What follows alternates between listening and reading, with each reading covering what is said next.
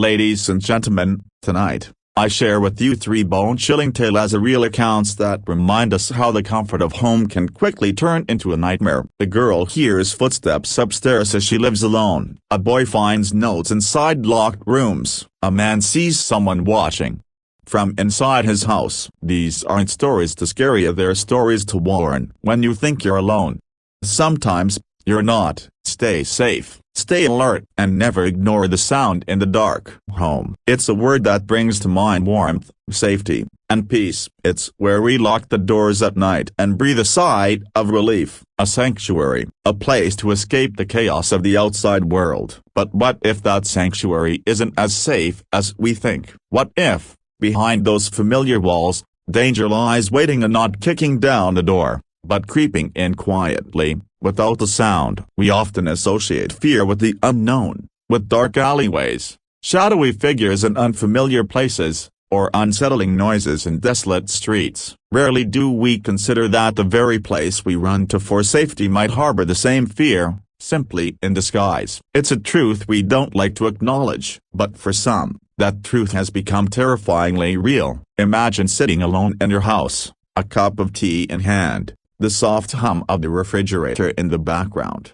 maybe a television murmuring in another room. There's nothing out of the ordinary. You've done this 1,000 times. You're home alone, but you're not afraid. Then, you hear a faint creak. The floorboard in the hallway. You brush it off. Old houses make noises. You return to your show, but the sound returns. A soft thud. A door clicking shut. Your pulse quickens. You tell yourself it's the wind, or the pipes, anything but what your mind is now suggesting. There's something deeply human about the way we feel fear. It's not always loud or sudden. Sometimes, it whispers, a quiet feeling in the pit of your stomach, a tightening in your chest, a sense that something isn't right. It's instinctive, raw, primal, and often dismissed. But that gut feeling, that unexplainable sense of alertness, is a signal we've been trained to ignore in favor of logic and comfort. Yet, time and again, it proves to be one of our strongest defenses. You might be sitting alone in your house, the night winding down, your routine uninterrupted. Maybe you're reading, scrolling on your phone, or watching a movie with the lights dimmed low. Outside, the world is quiet. Inside, everything seems still. But then, something small changes. A faint knock, maybe not from the door, but from within. A shuffle, the sound of something lightly brushing against the wall. It's soft enough to doubt it, but clear enough to make you freeze. Your heart beats a little faster. You pause. You listen. You tell yourself it's nothing. The wind, the house settling, an animal outside. You keep watching, reading, listening, anything to bring yourself back to normal. But that feeling lingers. We're taught not to jump to conclusions, to stay calm, to use reason. And yes, most of the time, that works. But there's a difference between reason and ignoring reason. Your instincts are not random. They're built on tiny, often subconscious cues, changes in sound,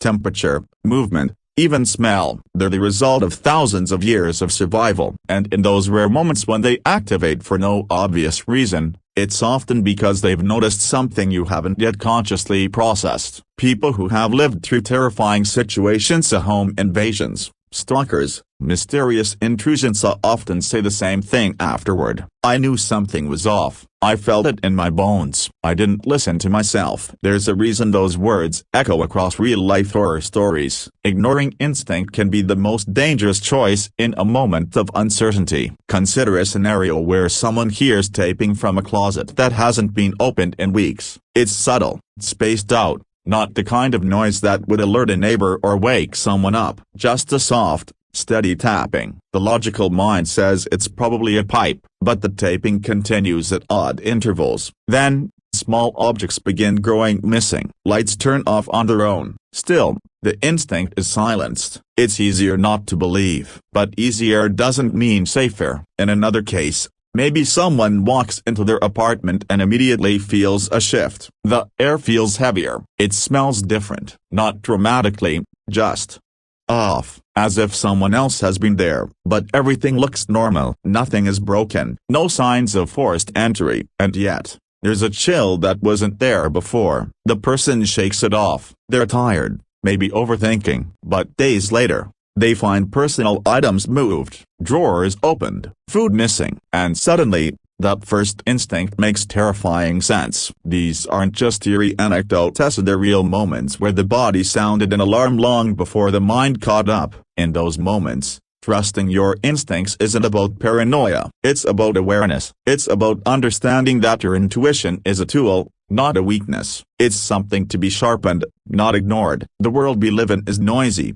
distracting, and filled with messages telling us to relax, to calm down, to not overreact. But there's a difference between calm and complacency. Calm keeps you aware. Complacency keeps you vulnerable. When something doesn't feel right, even if there's no rational explanation, take a breath and listen to that voice in your head. Sometimes it's quiet, sometimes it's screaming. Either way, it's trying to protect you. Think about how often people shrug off the sound of footsteps on a staircase because they assume it's the house settling, or a branch against the window, or how many times they ignore the feeling that they're being watched when they come home and find the door slightly ajar. These are the kinds of moments where instincts whisper the truth, and the danger isn't always what we see, it's what we don't acknowledge until it's too late. Even the smallest things, a cold spot in a room, a shadow where one shouldn't be, a door found unlocked that was locked before.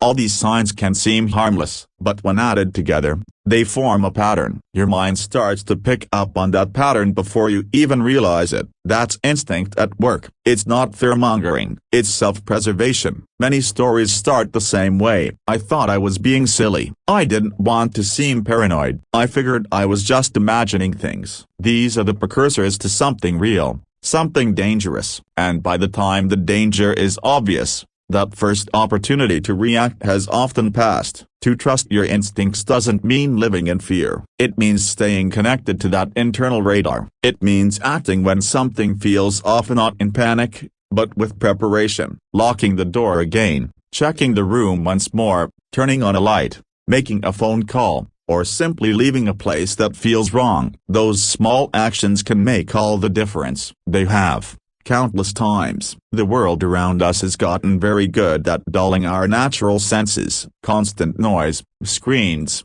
stress, distractions, they all pull us away from the quiet voice of intuition. But that voice is still there, and sometimes, it's the only thing standing between normal life and something much darker. It doesn't take a dramatic sign to know something is wrong. Sometimes, it's as subtle as the hair on your arms rising, or a moment of silence that feels too silent. Sometimes it's the way your dog growls at an empty hallway, or the way your keys aren't where you left them. These are clues, little warnings layered into daily life. Ignoring them doesn't make them go away. It just makes you less ready for what might come next. Instincts aren't always perfect, but they are often accurate enough to give you a head start. And in a world where real threats don't always announce themselves loudly, that head start can be everything.